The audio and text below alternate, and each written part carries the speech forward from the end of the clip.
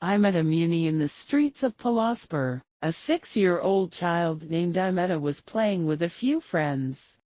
He was the son of King Vij and Queen Srimati. While playing around, he saw a monk, Gautam Swami, barefoot and bald, who was out getting alms food.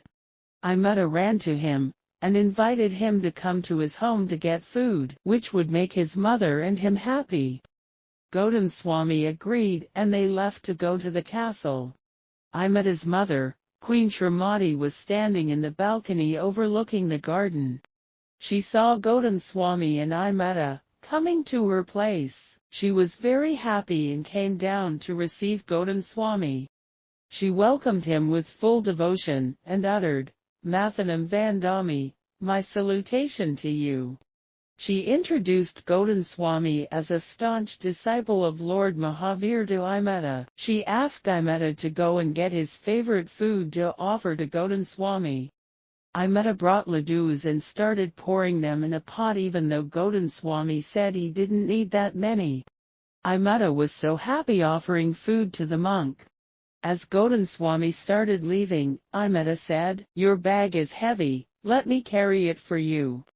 Gautam Swami said, "AIMUTTA, I cannot give it to you, because it can only be carried by those who have taken Diksha." AIMUTTA asked, "What is Diksha?" Gautam Swami explained to him that when someone wants to take a spiritual path, he must give up his house, family, and all other social and economical ties.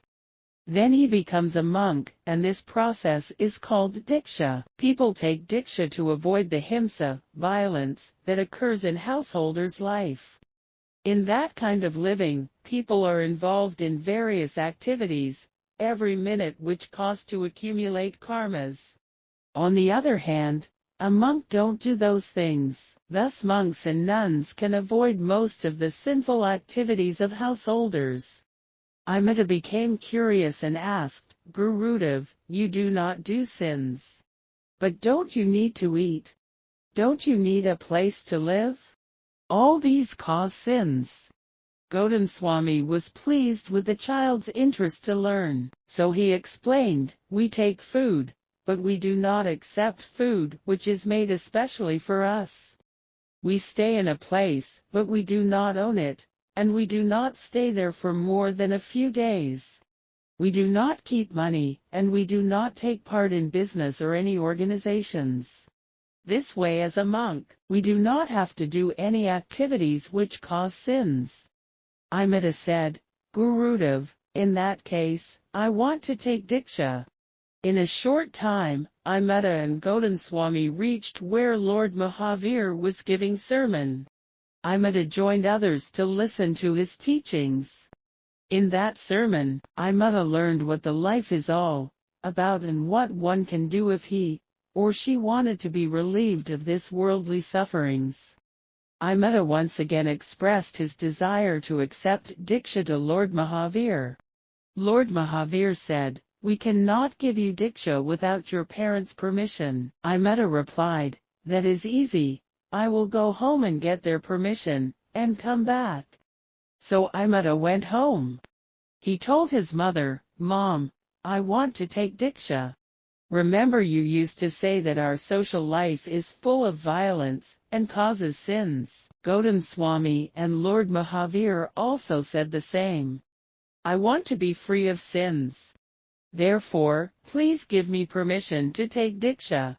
AIMUTTA's mother was surprised by his words. She was happy in her mind for his fear of sins and desire to take Diksha because she was also a religious woman, but she wanted to be sure that AIMUTTA understood what taking Diksha meant. So she said, "My son, to take Diksha is not a game.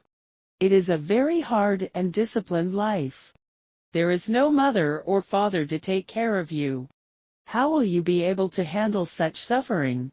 AIMUTTA said, "Mother, this social life also has a lot of suffering. At least we know that as a monk the sufferings will help destroy the karmas and lead to salvation." His mother was very happy to hear this. But she wanted to test AIMUTTA more. She said, "Son, why are you in such a hurry? Wait for some time. You need to take care of us when we get old, and have your own family too. AIMUTTA said, Mother, I learned from Lord Mahavir that no one is young, and no one is old. I also learned that no one knows what is going to happen tomorrow. No one knows who will die first or last. So why wait and miss this opportunity which has come my way? His mother felt very happy that her son had fully understood what Diksha meant and what his goal was. She said, Congratulations, my son. I am very proud of you. You will be a good monk. Do not forget that your goal is to attain salvation, and be sure to observe AIMSA, non-violence, throughout your life. We will give you permission to take Diksha. AIMUTTA said, Thank you, Mom. I will remember your advice. AIMUTTA's mother blessed him and wished him success in his new life. She also helped get the permission from his father, King Vij. After a few days, he was given Diksha, and became a monk called Muni, young monk, AIMUTTA. Sometime later, one day while coming back from the bathroom, Muni AIMUTTA saw some children playing in a water puddle with a paper boat. He became excited about playing, and forgot that as a monk he cannot play with water. So he ran towards the kids, and asked if he could play with them. The kids also became excited for a monk to play with them, and said, yes. He took the lid off the utensil he had and started sailing it as a boat. He was saying, Look, my boat is also sailing. Meanwhile other monks came there and saw him playing with water. They came to him and said, Muni, what are you doing?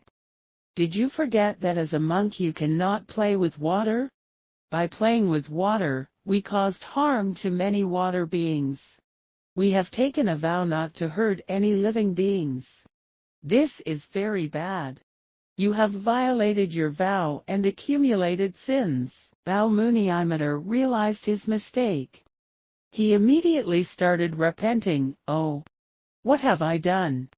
I promised my mother that I would not do any sinful activities. How sinful!